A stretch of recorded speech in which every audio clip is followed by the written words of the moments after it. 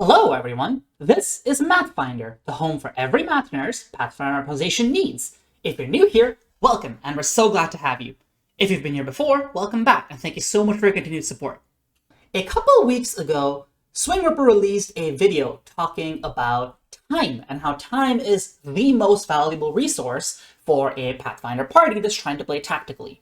You want to make sure that you're closing on combats quickly, without wasting resources, so that you minimize the chances that something goes wrong for your party.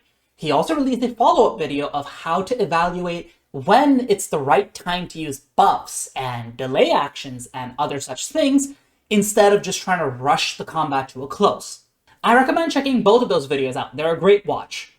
That being said, it got me thinking about how time as a concept doesn't really get that much discussion in Pathfinder optimization. Evaluating your own use of time is a really important part of playing Pathfinder tactically and optimally. So that's what today's video is going to be about. Today we'll be discussing how to decide what's a good time to try and rush a combat versus when you should be stalling, when you should be pulling back a little. I guess before we get started on the video, I should explain the title. Who is the Beatdown is a reference to an article about Magic the Gathering from 1999. If you don't want to see me ramble a little bit about MTG, just feel free to skip to the next section. This is just a short segue. In Magic, there are two very broadly defined categories of decks, and really emphasis on very. This is nowhere close to an accurate classification of every single deck in the game. You can say some decks are aggressive, that want to beat the opponent as fast as possible, and some decks are interactive, where they want to slow down the opponent. They want to prevent the other deck from beating them, and then they want to play something big that the other side just can't beat. This article, the one titled Who's the Beatdown, was about when a deck should play aggressively, because even an interactive deck eventually has to make the decision to be aggressive, try to close out the game with that something big that can't be beat. In Magic, you have a finite amount of resources. You have a finite number of cards in your hand, and on any given turn, you have a finite amount of mana you can spend. So how do you decide that it's time to stop spending your resources on slowing down the enemy and instead to start winning the game? In particular, this article focused on cases where both decks are roughly equally aggressive or interactive, say a red aggro deck versus a white aggro deck. How do you decide whether you're the aggro deck in any given scenario, or whether you should take a step back, whether you should try and be a bit more controlling? Recognizing how to make this decision is a very important skill in Magic. And what does that have to do with Pathfinder? Pathfinder sort of has the same concept. You need to be able to recognize when's a good time to try and race to the finish. You need to be able to recognize when's a good time to try and slow down your enemy, which oftentimes will also slow down your game plan. Recognizing who's the beatdown is a really crucial part of playing Pathfinder well. This can be summarized as the notion of tempo. This is something I reference in a lot of my videos. For example, the one where I talk about recall knowledge. Tempo is the measure of how quickly you can end the combat given the circumstances that you're in. A slower tempo and a faster tempo both have their own downsides and upsides. Deciding when to speed up your tempo and when to slow down your tempo is a crucial skill, and what this video is going to be about. Let's first talk about the baseline considerations that set the encounter pace, the tempo, in a vacuum, without considering any external factors. At a baseline, the one factor that affects your encounter pace is going to be your party's resource consumption. And I do mean your party's resource consumption, not any one individual's. Let's pretend for a moment that every single encounter you face has the exact same moderate threat level. They always happen in featureless white rooms. They always happen against enemies that predictably do the same thing again and again. And they never involve strange abilities or GM tactics that might mess you up. At this point, the only real consideration is resources. In fact, if you had infinite HP pools, you wouldn't even spend resources. You wouldn't care about how slowly you clear encounters. If it takes 20 turns to clear the average moderate encounter, so be it. But you cannot afford that poor of a tempo. because the longer an encounter drags on, the more damage your party takes from the enemy, the more likely it is someone's close to 0 HP. And when someone hits 0 HP, things go wrong. Someone goes unconscious, they start making recovery checks and might permanently lose their character. And worse still, while your party is one member down, it increases the odds of a death spiral that leads to a TPK. So your goal is to finish an encounter so quickly that you're reducing the odds that any one character will go unconscious and lead to that permadeath or death spiral for the party, but to not overspend resources while doing it. If you're gonna spend 5 spell slots up front to finish an encounter in 2 turns, versus, say, spending 1 spell slot up front and needing 4 turns to finish the encounter, and then having to spend 1 spell slot healing near the end, technically the second option was more resource efficient. So you want to be clearing encounters quickly enough to avoid those death spirals and the disastrous situations, but you don't want to be overspending resources to try and race to the finish. You don't get an award for finishing every single encounter as quickly as possible. The one-sentence summary is that HP is generally less valuable than a spell slot, because you can recover all of it between combats without needing to take the day off. But once you have little enough of it that unconsciousness and death spirals are a real concern, it becomes more valuable than the spell slot and eats that spell slot ultimately. This rule of thumb will give you your average turns to kill in a white room. Of course, I made a lot of crazy assumptions to make this white room happen, and in reality, you'll be deviating from this in almost every combat. But this is still the baseline. This is still what your party is capable of, given a vacuum. We will learn how to deviate from this baseline by making good decisions as needed. The next consideration is your party's composition. Your pace is not just set by your spellcasters deciding how many resources to spend at any given time. Some parties simply aren't designed to be fast, and others are designed to be really, really fast. You can expect a typical party to have a TTK, turns to kill, of 3 to 5 turns for a moderate combat. At lower levels, you'll probably be a little under that 3 to 5 range, and at the highest levels, you might be a little over that 3 to 5 range. An example of such a typical party is a melee barbarian, a war priest cleric, a flurry ranger using a short bow, and an imperial sorcerer acting as an arcane spellcaster who will do whatever the party needs them to. This is a fairly standard party composition. It has some healing, it has a solid front line, it has damage from both melee and range, and it has an arcane spellcaster acting as that wild card. I think that most Pathfinder parties, if they're built without any specific synergies in mind, but they're played tactically and well by all party members, will end up with a TTK similar to what this party should expect. Now, some compositions are faster than this. For example, consider a party that has a double slice fighter who focuses on damage, trying to make as many attacks as possible. A melee ruffian rogue who focuses on damage via getting sneak attack by flanking with the fighter, and at later levels using opportune backstab for additional reaction attacks, as many as possible. There's a druid whose whole goal is to make sure the front line is as safe as possible by using healing and control spells. And finally, there's a maestro bard whose whole goal is to tilt the math so that the front line is hitting and critting as frequently as possible. The maestro bard is applying all the necessary buffs and debuffs the party needs. This party is going to have a very high tempo, naturally. And this means you can expect the party to consume fewer resources when things go well, or when things even just go average. If most parties end combats in 3 to 5 turns, and you can expect to end combats in 2 to 4 turns, then you can expect that the enemy gets 1 less turn of uptime. That means you're that much less likely to need healing in the middle of combat. You're that much less likely to have anyone go unconscious. But when things go wrong, they go wrong easily and disastrously. This is because your party is somewhat one note. So anytime the enemy can force you into an unfavorable position, things go wrong, and things go wrong in a bad way. Then there are slower compositions. For example, consider a party with a wood kineticist who loves using Timber Sentinel, a Liberator champion who makes sure the enemy cannot land clean hits in and your party is constantly moving. A Ripple in the Deep Witch making good use of force movement plus Dazzled to make sure the enemy's damage is just very low. And a Spellblending Wizard who, like the Imperial Sorcerer before, is kind of a wildcard, doing whatever the party needs at any given time, supplementing damage when needed, control when needed, and defenses when needed. This party is going to have a lower tempo. You don't have a dedicated damage dealer.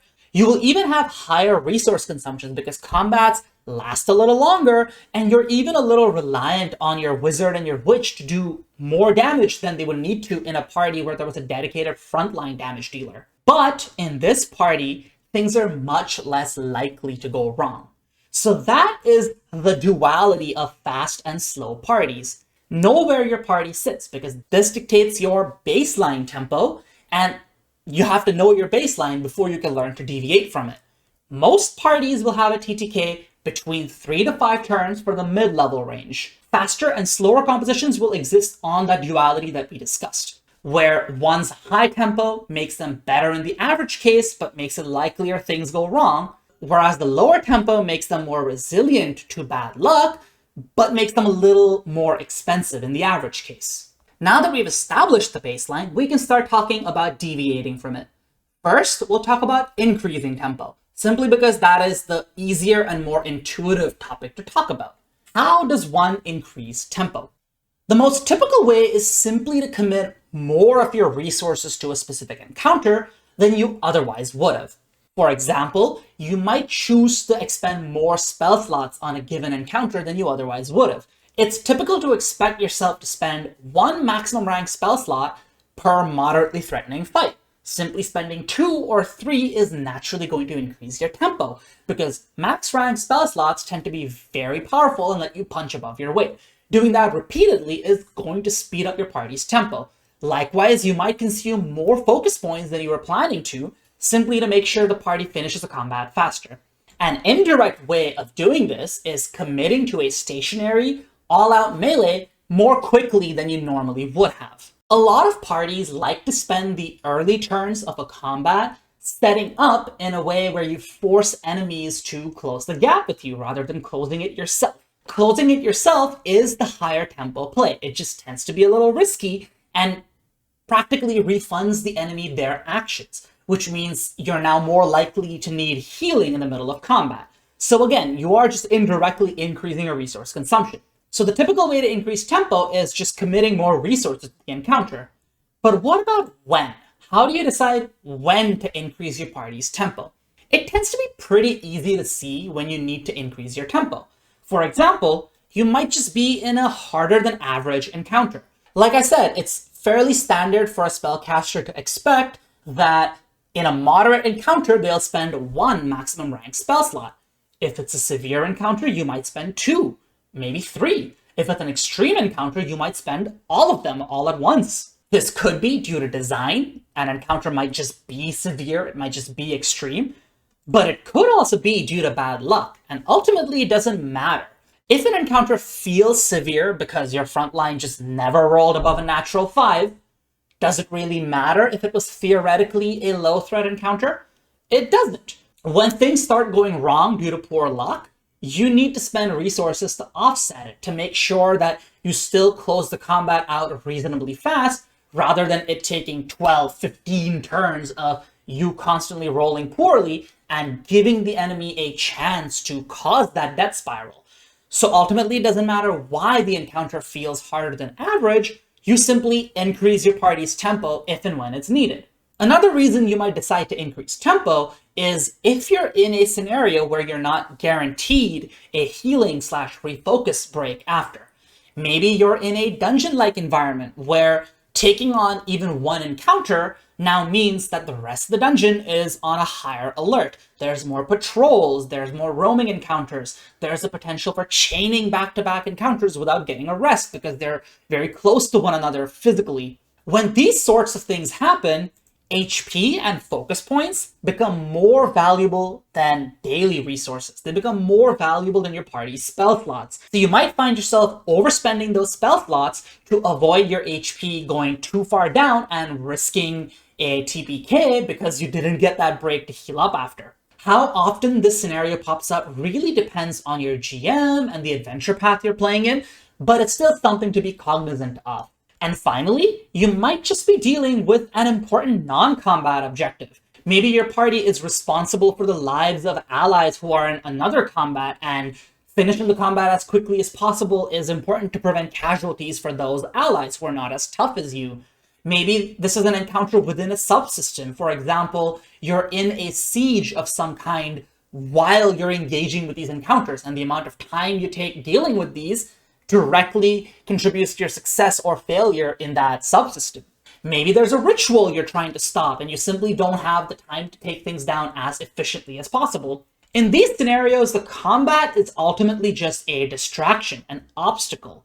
So sustainability in that combat becomes less important than engaging with the real objective you came here to engage with.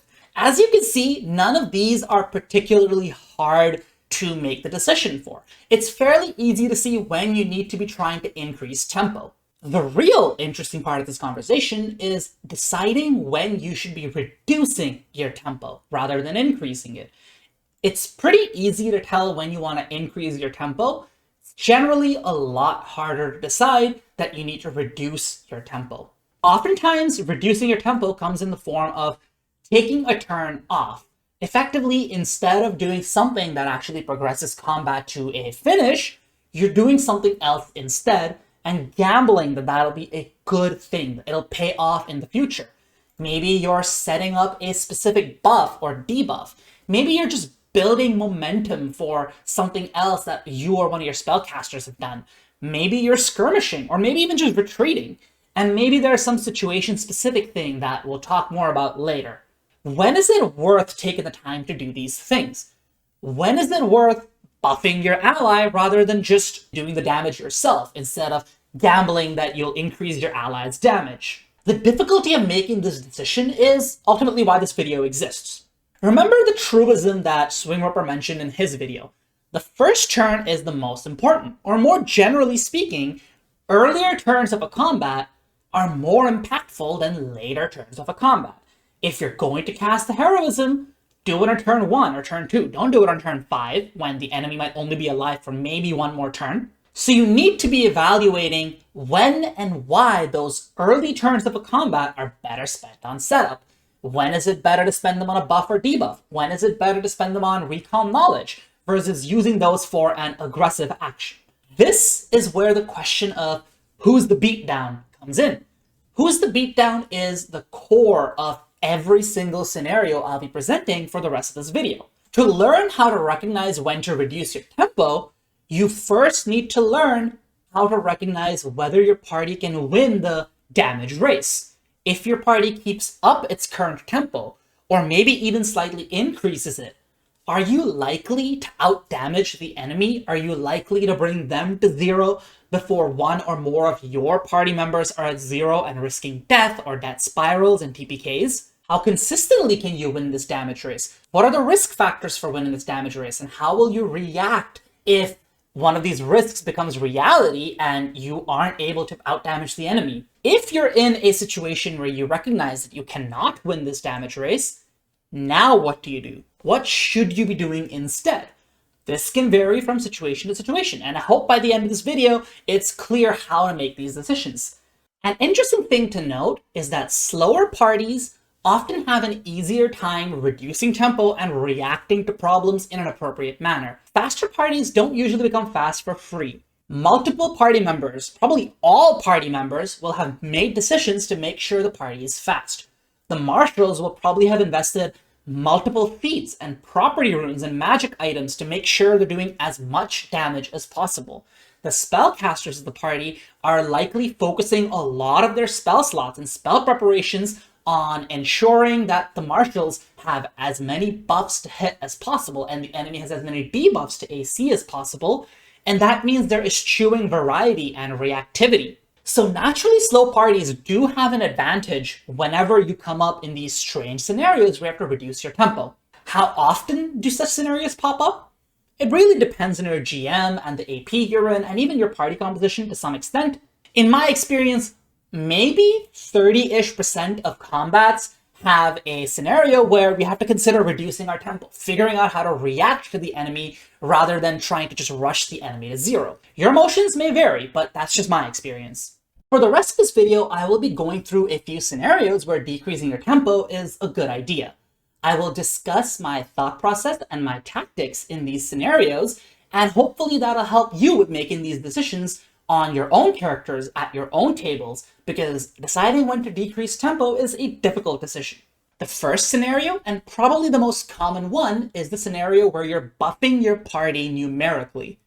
This means buffing your party's offenses or debuffing the enemy's defenses, or it can mean buffing your party's defenses alongside debuffing the enemy's offenses. So these are duals of one another.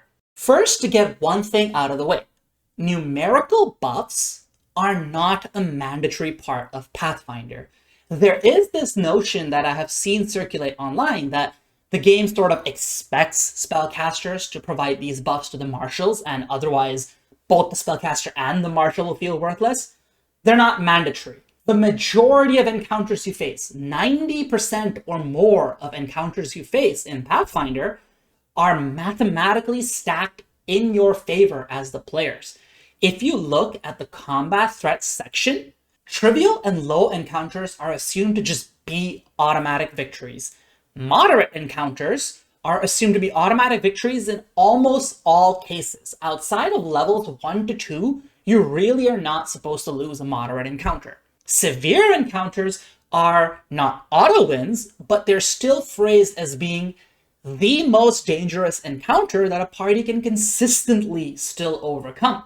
Only extreme encounters are expected to be a real tough, oh my god, we might lose challenge for parties, and a handful of severe encounters might end up feeling that way depending on how the dice fall and how the scenario is stacked up for or against you. So ultimately, numerical shifts are just your choice on how to use tempo.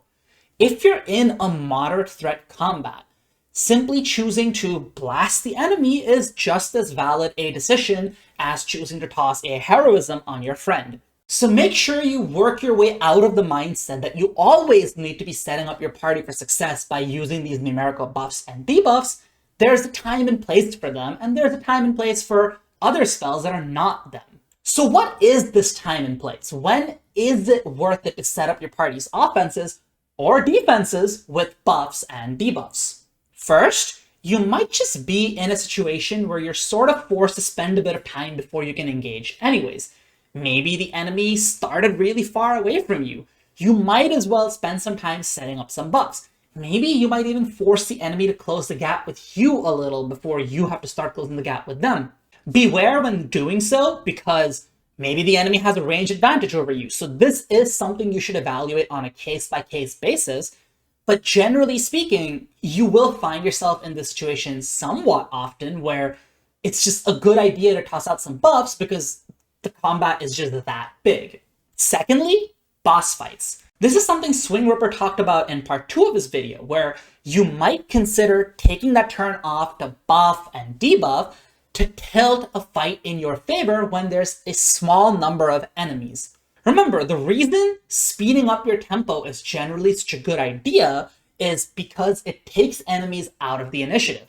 Enemies that are not in the initiative cannot threaten your HP pool. They cannot threaten to make one of your party members unconscious, and they cannot threaten death spirals where they keep getting lucky and knocking out party members and force your party onto the back foot. But when there's a small number of enemies and you can't expect to take them out really quickly, then you're not talking about the difference of taking out an enemy within 2 versus 3 turns. You're talking about 4 versus 5 turns. At that point, taking that one extra turn to really make your party's math consistent, to really boost your party's defenses, tends to be worth it. So when there's a small number of enemies, and you expect this to still be a very dangerous fight, it's often a good idea to start thinking about buffs and debuffs. And of course, some classes just naturally reduce the cost in tempo of applying these buffs. Bards are a great example of this. It's not that expensive to set up a lingering composition and give your friends a +1. It doesn't even tend to be that expensive to try and give them a +3 sometimes, but if you have Fortissimo, for example. So if you're playing one of the classes that's literally designed to apply buffs as frequently as possible, it'll just be worth it more often. It'll be worth it in practically every fight, and that's a different conversation. So just remember that a Fortissimo is not the same as a Heroism. One of those is a lot easier to justify than the other. Some general tactics to consider when trying to buff your party and debuff your enemies. First, make sure you coordinate with everyone else during the character building and daily preparations phases to make sure that everyone is able to do something during the setup turn. The last thing you want is you all take good decisions. Somebody sets up a lose times arrow. Somebody uses the time to set up something like Bless or Heroism. And then one party member just has absolutely nothing they can do. And they just stand there and delay, not getting a reaction for that first turn and possibly dipping past the enemy in initiative. Or worse still, they just charge in and kind of undo some of the work you did. So make sure the party is all aboard what the plan during the setup turn is. Remember that the first turn is almost always the most important turn. If you're making the decision to buff your party and numerically debuff enemies, you have to make sure that the party is coordinating to ensure that as much value comes out of it as possible. Use mobility and backup range options to delay engagement. Rather than going to the enemy, try and force them to close the gap with you. It doesn't tend to be hard for a party of player characters to develop a ranged advantage in almost all combats that they'll be engaging in. So you could simply force the enemy to close the gap with you. If you do that, you're now denying them actions and really lessening the cost of having stayed back and spent time setting up. And finally, and this is the biggest mistake I see parties make, don't disregard defensive buffs. If you're about to fight something that really likes grabbing, maybe put freedom of movement on the person who really cannot afford to be grabbed or restrained.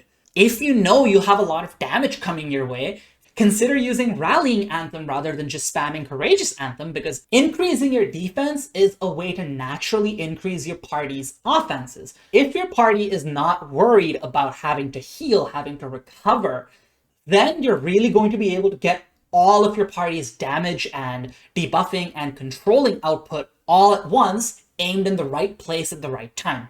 So that's the gist of how you decide when it's worth buffing your party's offenses and defenses, and or debuffing the enemy's defenses and offenses respectively. With the simplest and most common scenario out of the way, we can start talking about more complicated scenarios. And these tend to be the ones that TPK you. These tend to be the ones that you really have to be thinking about when building your characters and building your party. Remember, most encounters are designed to be winnable. These strange scenarios are the ones that take a severe encounter and make it feel extreme in practice. They take an extreme encounter and make it a near certain TPK if you don't know what you're doing. These are the ones you plan around. The first is, what if the enemy or the enemies have a unique ability that punishes your party's regular tactics? Remember that in the majority of combats, your party will have this baseline set of tactics it uses. For example, the fast party might have the bard sets up buffs, the melee front line closes the gap or forces the enemy to close the gap, and then they start hitting the enemy. The slower party might have something more like the druid and kineticist set up control spells and defensive spells to make sure the party won't take too much damage. The champion takes the right position, the wizard blasts, and then forces the enemy into a position where they're in an unfavorable melee, and then slowly whittle away at the enemies. Regardless, you have a standard set of tactics. How do you end up being forced to deviate from them? In any campaign, you should expect some portion of the fights, even if it's a minority, to end up countering your abilities without any intention on the GM's part. For example, if you're a melee-heavy party, one of the simplest and most common counters to what you can do is enemies with strange movement speeds, like flying. Enemies will fly out of your reach, and they will make range attacks against you, and you'll have to figure out a way to deal with them. You'll have to figure out a way to either bring the front line to the enemy or bring the enemy down to your level. More complicated examples exist too, though. For example, some creatures are specifically given abilities that punish you for even wanting to engage in melee. One of my favorite examples of this is the Coutthooch, a bird monster looking thing that can use its warbling songs to confuse characters, which is already really punishing for melee because they might end up randomly attacking one another while confused. But on top of that, they have a reaction that, without offering a saving throw of any kind, takes an attack and just redirects it. So they could take your frontliner and just redirect their attacks to the other frontliner. Figuring out a way to deal with this is a crucial part of dealing with enemies like the Coutthooch, and enemies like this are very common. The frontline truly goes through hell to try and engage with monsters in Pathfinder sometimes. Then consider that the enemy might have spells or some other kind of magic that's able to apply a strong crowd control against your party. They're able to divide and conquer you in some way. For example, an enemy might use Wall of Force to trap your party in bad matchups. Trap the ranged part of your party in a melee matchup, and trap the melees in a part where they're not able to use their explosiveness and power the way they would like to.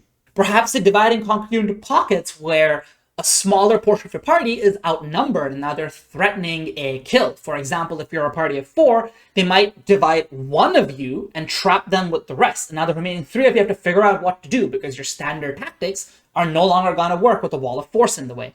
Wall of Force is, of course, a hard control spell, but even softer control can really change the dynamics of how you engage. For example, a spell like Wall of Fire or Slither might force your frontliners to engage differently than they normally would. Or they might force your backliners to move when they would prefer not to be moving, for example.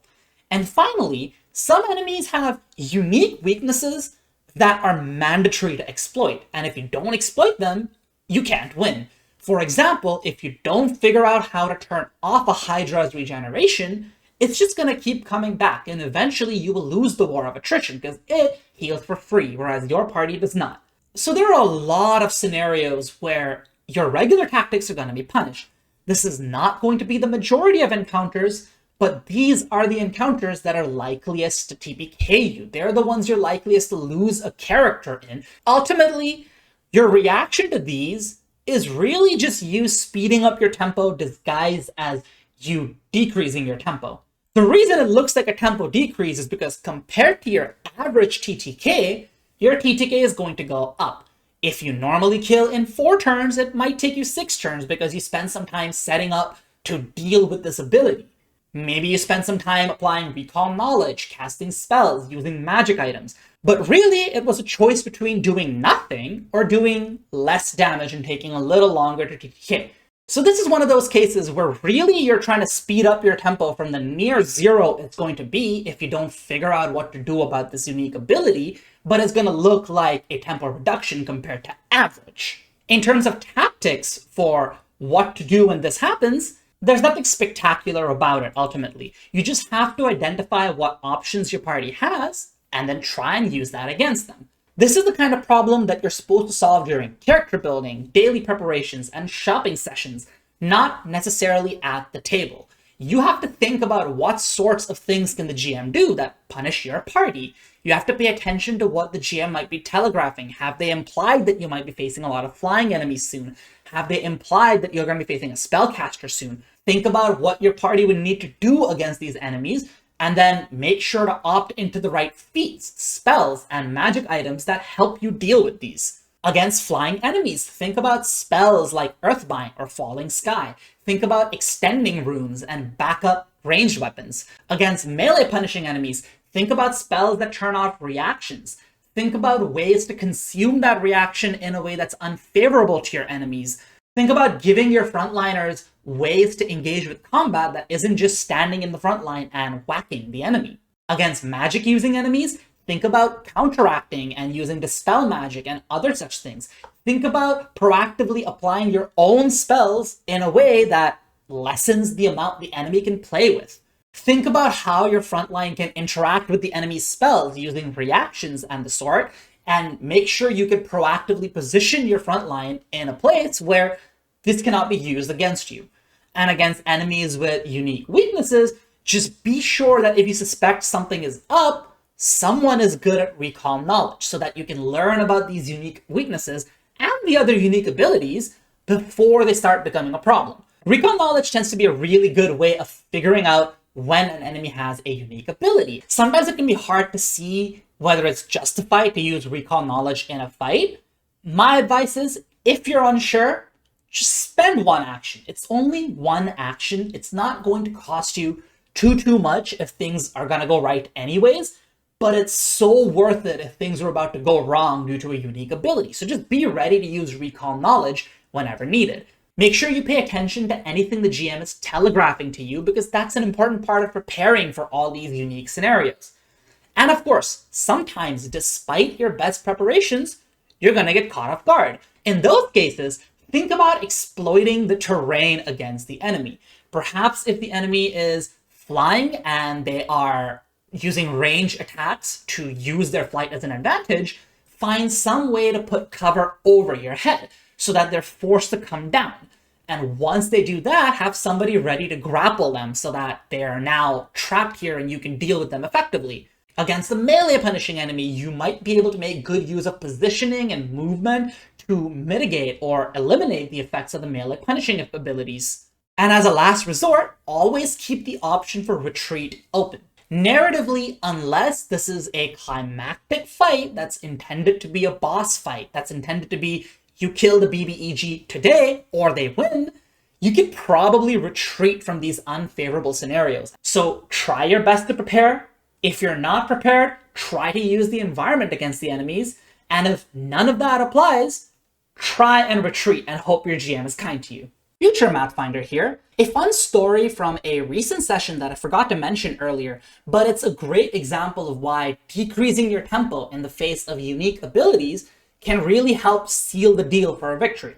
So we were fighting an enemy that was able to create a huge emanation of terrain where movement would make us take a huge chunk of damage. It would be close to 5% of my character's health bar per square moved. So it truly was a huge chunk of damage.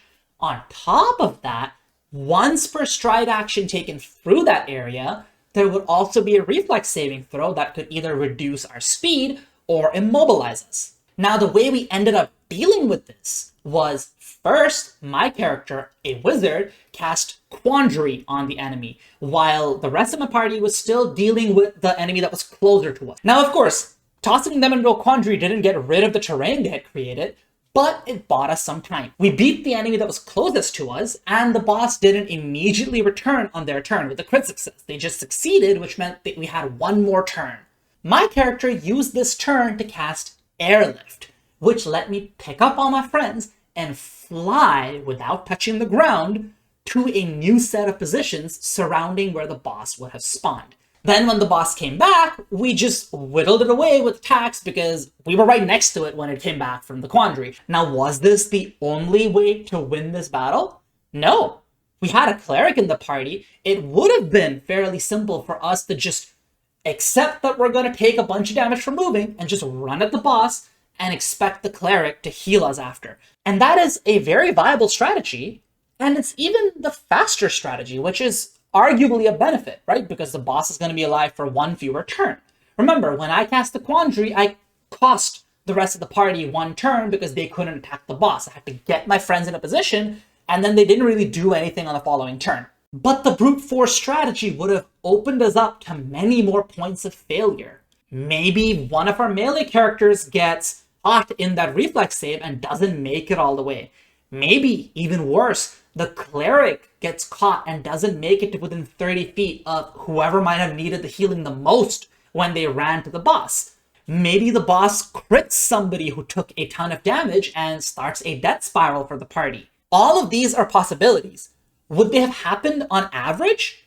Nope. More often than not, the party would have still won with the brute force strategy. But by reducing the party's tempo, making sure that we take our time to deal with the boss, we ensured that there was nothing that could go wrong. There was no scenario where the boss ended this fight in a favorable position after the airlift.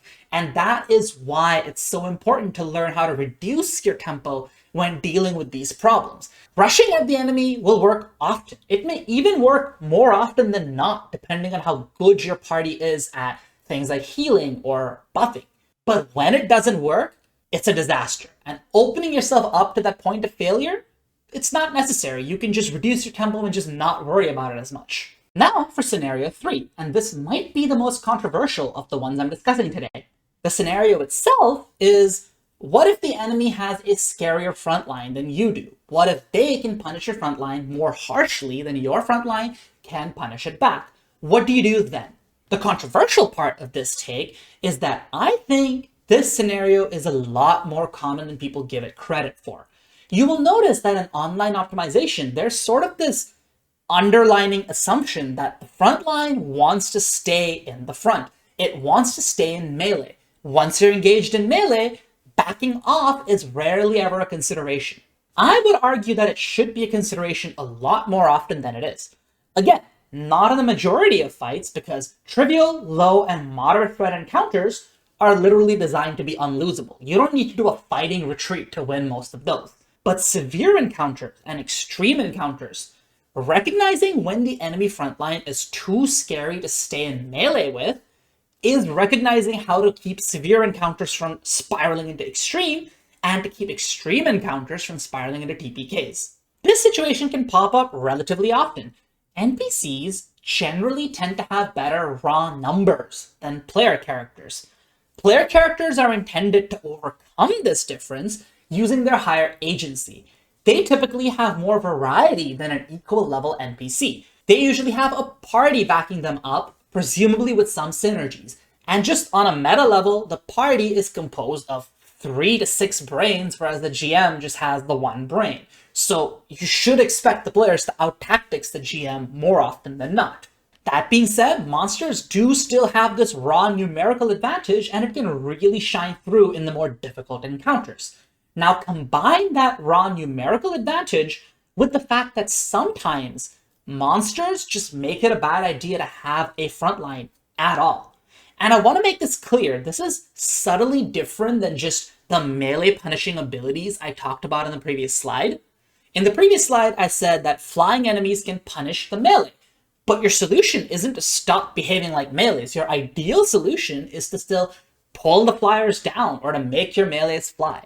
Likewise, anti-melee reactions can suck, but you probably still want your melee characters to do melee things a lot of the time. But there are things monsters can do which, when combined with their raw numerical stat advantage, can make it a really bad idea to stay in melee for a prolonged time.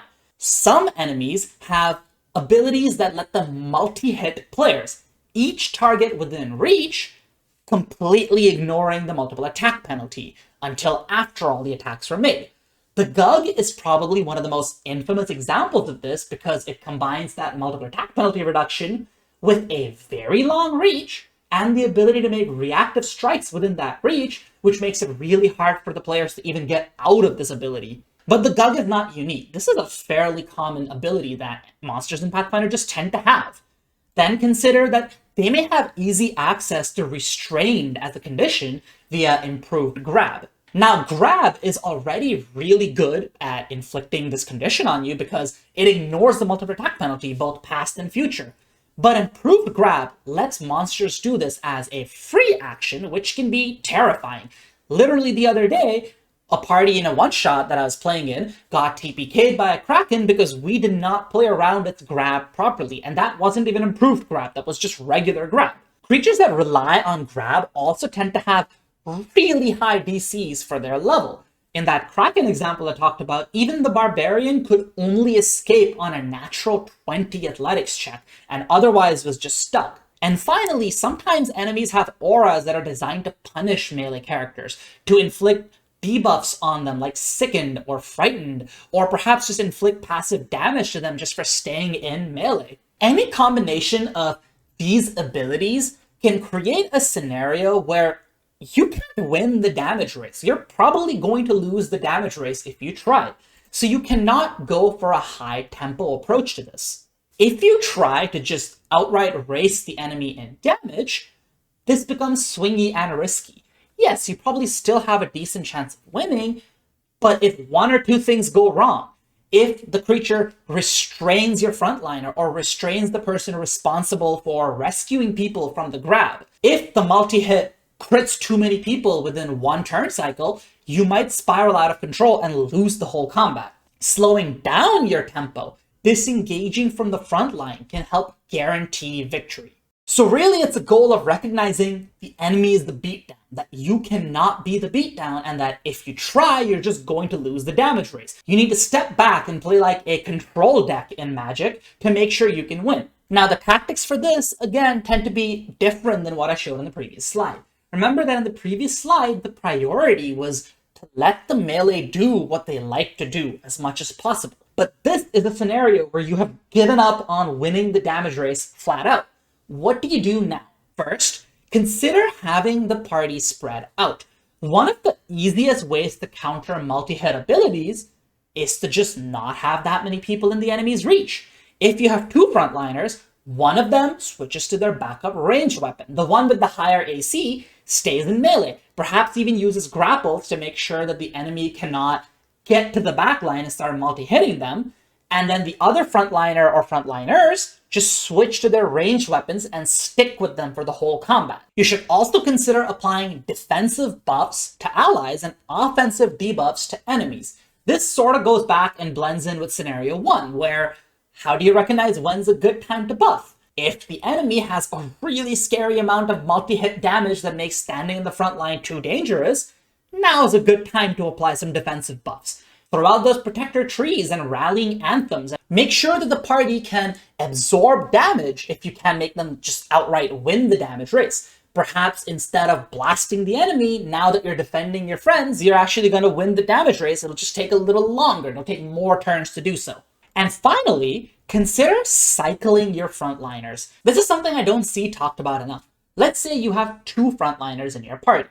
One of them, the one with the higher AC, stays in melee, and the other one retreats and switches to a backup ranged option. But what happens now if that frontliner, the one that stayed in melee, starts taking an excessive amount of damage and can't really stay there anymore? Rather than just blindly doing what you've been doing, swap your frontliners. Let the exhausted and damaged frontliner run to the back line and swap to their backup weapon, and let the other frontliner, the one that retreated on turn 1, now run to the front in turn 4 or turn 5 and take the rest of the damage. The enemy is not going to be alive that much longer. They could probably take a turn or 2 of damage after the other frontliner took 3 to 4 turns of damage, right? This is a tactic I have used frequently in parties where we don't have any one dedicated tank in the front line. For example, in my Rust Henge game, the front line is composed of 2 characters. One is a barbarian. He has a lot of HP and temp HP. He can survive in the front line for 4 or 5 turns. The other is my character, the ranger, who is not particularly tanky, doesn't even have a ton of constitution. So in particularly dangerous melees, my character is the one that usually cycles out of the front line and sometimes switches to thrown weapons as his backup option. But then when the combat drags on long enough, I just swap places with the barbarian. Like, if the barbarian is very low on health, they're through with their temp HP, they're through with their ginormous HP pool, I just tell them, on your next turn, make 2 strikes and then stride back, and I will take your place, and I can perhaps live for a couple turns now. And this reduces the healing burden on our cleric. This allows her to spend time taking offensive actions or debuffing actions rather than healing the barbarian to stay in the front line. So cycling in and out your frontliners is sort of like the advanced step 2. Step 1 is to learn how to spread your party out and learn how to concentrate defensive utility on the one frontliner that stayed in the front. But then the advanced step is learning how to cycle and making sure that you're being efficient with your healing. If you do the cycling, nobody will end up needing mid-combat healing at all, depending on how the fight goes. So this is one of those strange cases where taking a fighting retreat, cycling your frontliners, learning how to maintain a fluid frontline that doesn't like staying in melee all the time will help both improve your odds of victory and conserve your resources. The fourth scenario is one that you can even attempt to proactively create for your party. Though of course it's not always necessary to, but you can still try to do so. It's the scenario of divide and conquer strategies. Now, when is it necessary? When are you using that wall of stone because it's really needed to win a fight rather than just a flex on your enemies? Sometimes an encounter is just a little too difficult to take on all at once. Maybe your party is massively outnumbered and all the enemies have reactive strike, which is making it really hard for your front line to position themselves properly. And it's making it really hard for your back line to feel safe casting certain spells because there's such a high risk of disruption. Maybe the enemy has too many synergies of their own that make them snowball when they're all together. Maybe they're able to buff one another. Maybe they're able to cascade their effects into one another. Or maybe it's just a plain over budget encounter. Maybe this is 240 XP of enemies and the GM is expecting you to use Divide and Conquer to beat them. Regardless of the reason why this encounter is a little too difficult, breaking it up into little, more manageable sections is a great way to deal with encounters that you're otherwise finding a little too difficult. This is going to prolong the overall win. It might take an encounter that you would have won on average in 5 turns, instead it might take 7 or 8 turns. But 7 to 8 turns of low or moderate encounters is going to be a lot less taxing on your resources than a single severe, extreme, or worse encounter would have been. So divide and conquer strategies really shine in making something that was unfair against your party just not matter anymore. Now for the tactics that are unique to this scenario, first consider battlefield control spells, particularly wall spells, as being a mainstay of employing this strategy. You will find at higher levels, around say the level 9-ish range is when I started experiencing this first, that the enemies of a lower level than you are no longer just going down in a handful of strikes from martials. They have too much HP and too dangerous a set of abilities to just be expected to be fodder. And these are the points at which divide and conquer strategies make them a lot more manageable.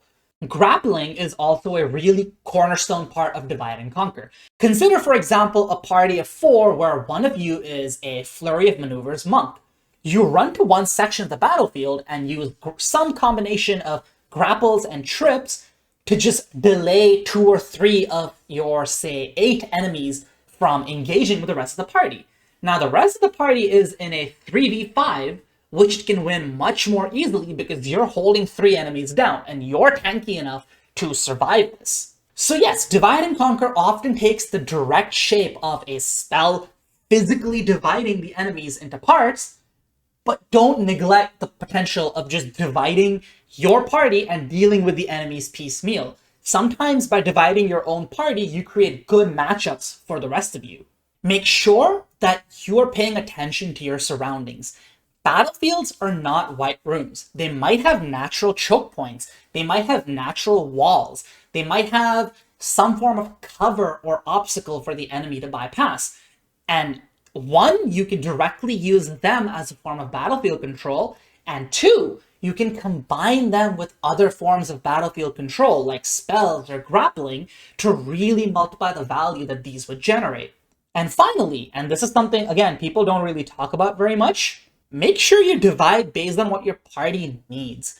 Some parties like a specific form of divide and conquer more than others. For example, let's say you're fighting 8 enemies and you are about to pop up a wall of stone to divide the battlefield into 2. Should you always make it 4 and 4 on one side or the other? I don't think so. I think what you want to do really depends on the needs of your party. For example, if the party has a cleric that wanted to cast a big buff spell like heroism, I might divide the battlefield into 2 and 6 rather than 4 and 4, and I'll keep the 2 on the same side as our party and the 6 on the other side. Now, my goal here is that the marshals will take on the 2 without really needing buffs, because 2 enemies out of 8 is generally going to be a trivial fight. And then the cleric will have buffed the marshals with their heroism and whatever else by the time they're ready to face those 6 enemies, and that's going to act as a force multiplier. But that's just the party with the cleric. If I had a party with, say, a psychic, I might do 6 and 2 rather than 2 and 6. Maybe I expect the psychic to open with a big spell, like a fireball or loose times arrow, and then I expect them to unleash Psyche immediately, and then start amping cantrips and taking enemies out of combat, either with single target bursts like Ignition, or something like Amped Shatter Mind, which can also be a really good AoE. And by the time the 6 enemies are mostly or all defeated, the Psychic is going to be out of steam. They may have used one of their only max rank spell slots already, and they're going to be stupefied, and they cannot unleash Psyche for one more turn. But for this turn, all that's left is 2 enemies that just barely made it out of the wall and saw 6 of their friends die, so nothing's really going to matter. The rest of your party will mop them up, your Psychic might just cantrip them while stupefied, and it doesn't really matter what happens next, because this is the cleanup stage. So when you're using divide and conquer strategies, be cognizant of what your party needs. Not every battlefield should be split 50-50. The way your party is planning on taking on this fight will inform how you should be splitting it. And finally, one that nobody likes thinking about, the one that's most inconvenient to think about. What happens when the fight starts and your party is already in an unfavorable position? Remember, the players are not guaranteed to always find the situation they like. This is something that optimization communities love to ignore. This isn't even about Pathfinder. You will notice this for every game's optimization community. If you know anything about 5e optimization, you probably know about Pass Without Trace. Pass Without Trace gives you +10 to stealth for your whole party, and then optimizers say you can use this to guarantee a surprise round whenever you want. Can you? I've played in so many games of D&D and Pathfinder, and not every fight can be an ambush. If you're playing in a very specific sort of game, like say it's an old school dungeon crawl, where everyone other than your 3 best friends are enemies whom you should just ambush and kill, sure, you could do that, but I don't think that's most tables. Things can go wrong. You can be a ranged heavy party, and combat starts after you had tried to negotiate with someone and failed, and now they're right next to you. You can be a melee heavy party, and combat started with an enemy who was ready for you. They had ranged enemies with large amounts of verticality protecting them from you. Maybe even frontliners protecting them from you. Maybe the enemies are spellcasters and they paid attention in the previous parts of this video, so they occupied a choke point with their tanky friends and they're standing behind those tanky friends. You're going to find yourself in situations that you don't like. This may happen a lot of the time if your GM is really dynamic and reactive. It might happen a few times if you're in a fairly linear game, but it's probably going to happen, and it's something you should be ready for. You can't just rush into these situations and expect your normal strategies to win. So what are the tactics you use to deal with these situations? First, as always, talk about what your backup plan is at all times. Every daily preparation, every shopping session, talk with your party. Don't expect your main plan to work. Learn from past instances of these happening and figure out what you will do when negotiations go sour or enemies with a lot of cover are peppering you from a distance. It makes sense in character to constantly be thinking about these things and talking about them because these are life or death situations for your adventurers. Of course, they're going to be thinking about these during their downtime and idle chatter. The way you deal with this scenario is almost the culmination of all prior lessons. You can take lessons you learned from any of the previous 4 scenarios and apply them to these if they're relevant. For example, if your enemies start with a big range advantage, you might take that time to start setting up buffs and generating momentum that way while you're still closing the gap with them. You might have specific spells or magic items or feats that you have picked up for these strange situations. You might perform a fighting retreat against this melee heavy enemy attacking your ranged heavy party after negotiations soured. Or you might apply a divide and conquer strategy. Maybe you put a wall of stone up between those spellcasters and their tanky friends, and then you just deal with the tanky friends while the spellcasters are trapped. This is arguably the most unfavorable it gets. Things started with the deck stacked against you. What do you do now? Does your party just flounder and TPK like we did against that Kraken last weekend? Or do you rise above it and triumph? One big thing on top of all the prior lessons is that you should pay attention to terrain in these scenarios. If you got caught in such an unfavorable position, it usually happens because the enemy had some aspects of the terrain helping them. Think of the dynamic elements of the terrain. Is there something you can use here? For example, if you're in a dungeon-like environment, is there a further back room you can retreat into to regroup and figure out what to do next? Can the verticality protecting your ranged enemies be used against them? Does it also sometimes give you cover as a way to approach them without taking too much damage? And ultimately, this advice applies to all the scenarios I talked about. Paying attention and recognizing when things are going against your party is the most crucial aspect of recognizing when you need to take a step back, reduce your tempo, figure out how to deal with the situation. That'll be all for today's video, folks. To summarize, tempo is the most crucial consideration for tactical choices in Pathfinder. Most parties have an average tempo and expected turns to kill, which you will predict based on your resource consumption and your party composition. Knowing when to speed up past that is a valuable skill, but ultimately, it's relatively easy to predict when you need a faster tempo to win. Learning when you need a slower tempo is what's difficult. Learning how to recognize that your enemy is the beatdown and you need to take a more controlling posture, a more reactive posture, that is what separates a good tactician from a great tactician in Pathfinder. So that's my spiel for today, folks. I hope you all enjoyed this video. If you did, please like, comment, and subscribe.